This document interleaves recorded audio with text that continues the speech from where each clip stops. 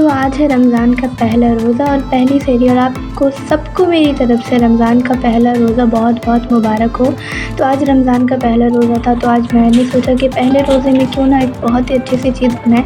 तो आज मैंने बनाए थे चिकन कटलेट और ये वाले पकौड़े। बहुत ही आसान सी रेसिपी है और आज मैं आपके साथ पूरी सहरी से लेकर इफ्तार तक की पूरी वीडियो शेयर करूँगी।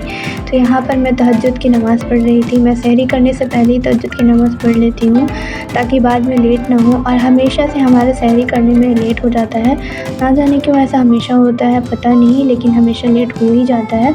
तो यहाँ पर तहज्जुद की नमाज़ पढ़ लेती हूँ और फिर उसके बाद दुआएँ करती हूँ आप सबके लिए कि इस साल सबके रोज़े अच्छे से कबूल फरमाएँ और सबके रोज़े कबूल हो। तो आज मैं यहाँ पर सहरी के लिए यहाँ पर सहरी में मैं बना रही थी पूड़ी चाय, बस पूड़ी और चाय, क्योंकि हम लोग ना ज़्यादा से ज़्यादा ब्रेड वाला पाव रोटी वो सब खाते हैं ना, तो बहुत ज़्यादा पेट भारी होने लगता है, दिन भर बिल्कुल अच्छा नहीं लगता है। तो मैंने सोचा कि इस बार ना पूड़ी ही सिंपल से बना देते और चाय दे देंगे और एक रस्क बिस्किट आती है, बस वो, और ज़्यादा नहीं। ज़्यादा खाने से क्या होता है, फिर तो रोज़ा ही नहीं रहेगा। अगर हम भरपेट खाना खा लेंगे, खूब भरपेट पानी पी लेंगे। तो बस यहाँ पर वही मैंने सबको पूड़ी तो मैंने दिया था।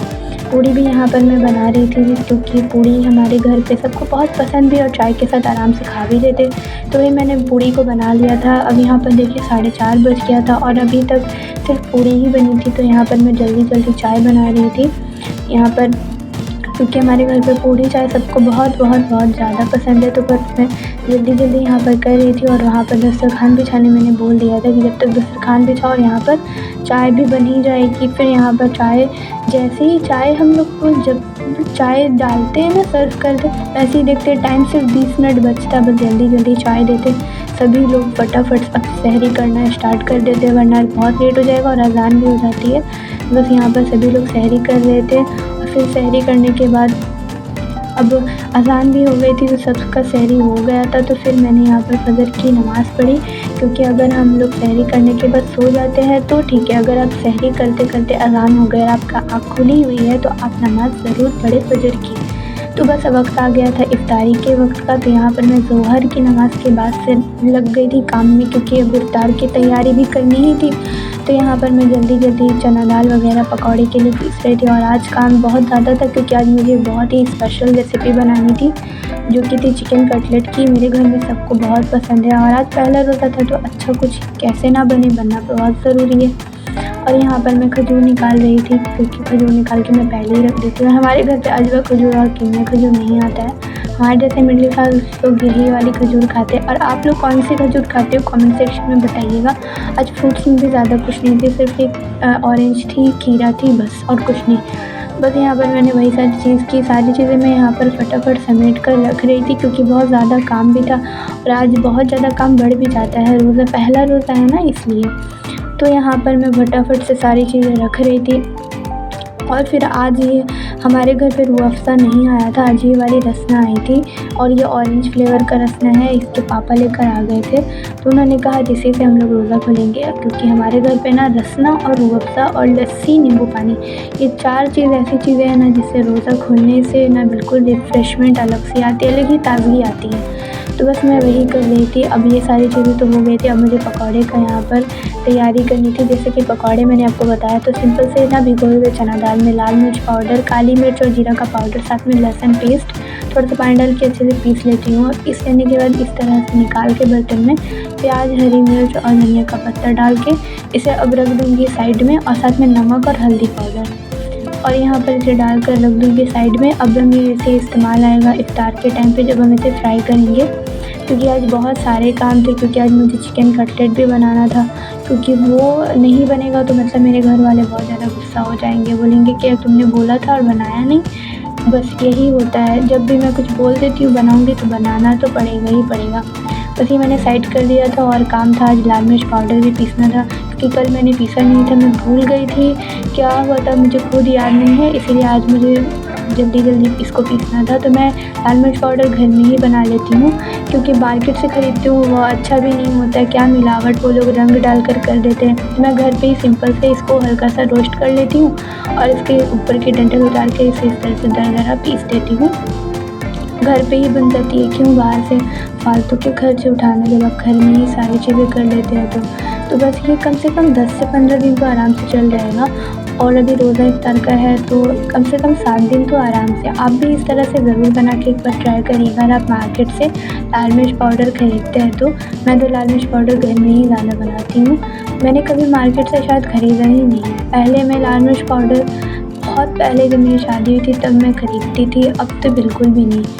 बिल्कुल बहुत दिन पहले की बात है जब मैंने ख़रीदा था। अब तो मैं सिर्फ़ घर में ही इसे बनाकर आराम से रख लेती हूँ और ये आराम से चल भी जाता है और इसे खाना भी बहुत अच्छा स्वादिष्ट बनता है। तो बस ये सारे काम हो गए थे। अब काम था मेरा फटाफट से ये सारे काम करने थे, क्योंकि अब मुझे यहाँ पर तेल का मैंने डिस्पेंसर लिया था तो ये डिस्पेंसर में मैंने तेल को डालना था, क्योंकि बड़ी वाली बर्तन से तेल डालने में काफ़ी दिक्कत होती है। तो मैंने इसमें तेल को डाल दिया था।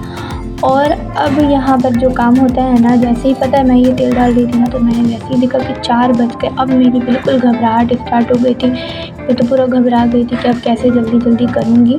फिर मैं जल्दी यहाँ पर तेल वगैरह डालकर सब रख रही थी अरेंज करके। और इसके पापा बेसन लाए थे तो मैंने उसे बर्तन में नहीं निकाला था, तो बस मैं वही बेसन वगैरह को डाल रही थी यहाँ पर, क्योंकि ना बेसन मैं रात में शायद डालना भूल गई थी। और यहाँ पर मेरी बेटी आके पूछ रही थी कि ना हाँ आप कैमरा लगाए हो लेकिन ना वहाँ दिख नहीं रहा है। तो बस उसने वही किया और थोड़ी बहुत ये लोग मेरी मदद आराम से अच्छे से कर देते हैं। और आप लोग कमेंट सेक्शन में बताइएगा कि आपका आज का पहला रोज़ा कैसा गया। तो बस मैं यही सारी चीज़ें डाल कर रख रही थी। और रखने के बाद आज बहुत ज़्यादा मेहनत तो नहीं लगा। आज मेरा काम मैंने सोचा था मैं थोड़ी जल्दी करूँगी, लेकिन थोड़ा सा लेट हुआ था। लेकिन इफ्तार तक तो मेरे हिसाब से सब कुछ ठीक से हो गया था। फिर इसके पापा लेकर आ गए थे लाल जीरा पाउडर और काली मिर्च पाउडर। फिर उसके बाद यहाँ पर वो पूछ रहे थे कि उनका काम जो था वो उन्होंने बोला था अपनी बेटे और बेटी को उन्होंने किया या नहीं। ये लोग उन्हें आके बता रहे थे कि नहीं अभी थोड़ा सा बाकी। तो बोल रहे थे तुम लोगों को मोबाइल चलाने से फुर्सत मिले तब ना कोई काम हो। फिर इन लोगों ने थोड़ी बहुत डांट खाई और डांट खाने के बाद फिर अपने काम में मैं भी लग गई थी। अब मैं क्या बोलूँगी। फिर मेरा बेटा के पूछ रहा था कि आज आप कौन सा शरबत बना रही। मैंने उससे बोला कि आज रसना मैं बना रही हूँ।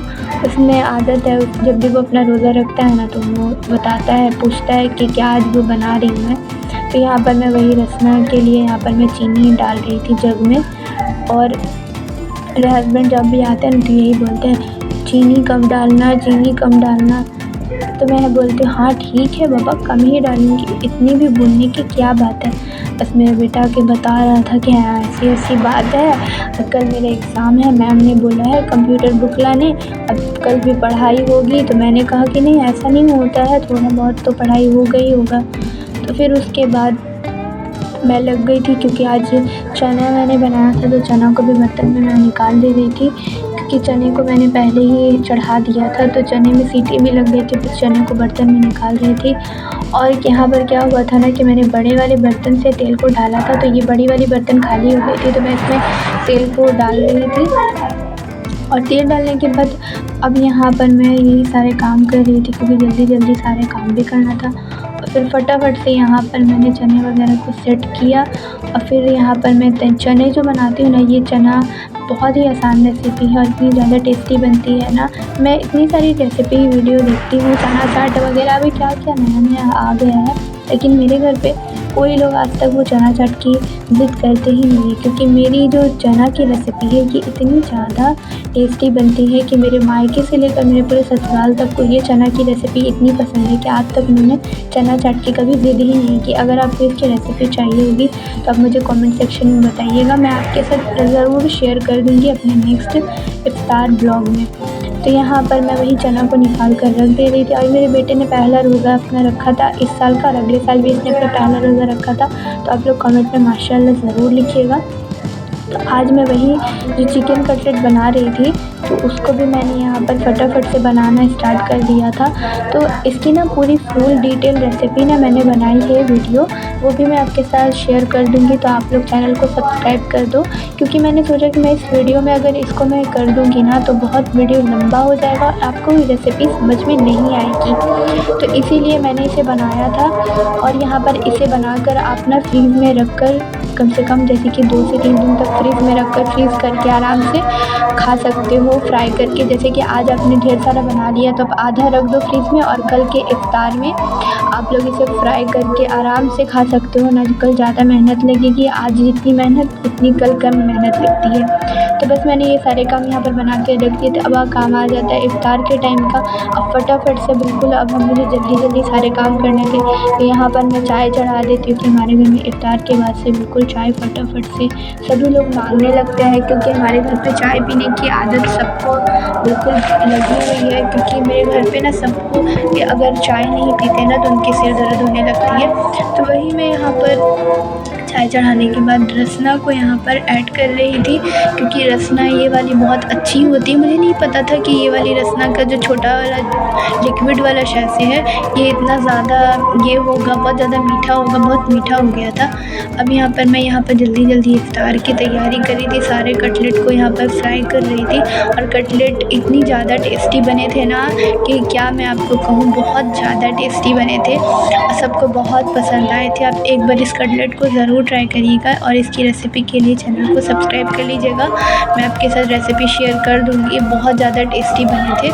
अब यहाँ पर मैंने सभी कटलेट को फ्राई करके निकाल लिया है और ऐसे करते करते मैं सारे कटलेट को यहाँ पर अच्छे से फ्राई कर लूँगी। और फ्राई करते करते मैं उधर भी सारे काम देख रही थी, क्योंकि उधर भी मुझे जल्दी दस्तरखान लगाना था और गरीब को भी खाना देना, मतलब इफ्तारी देनी थी। तो यहाँ पर मैं कटलेट को फ्राई कर ली थी। फिर यहाँ पर मैंने वही पकौड़े को फ्राई किया था।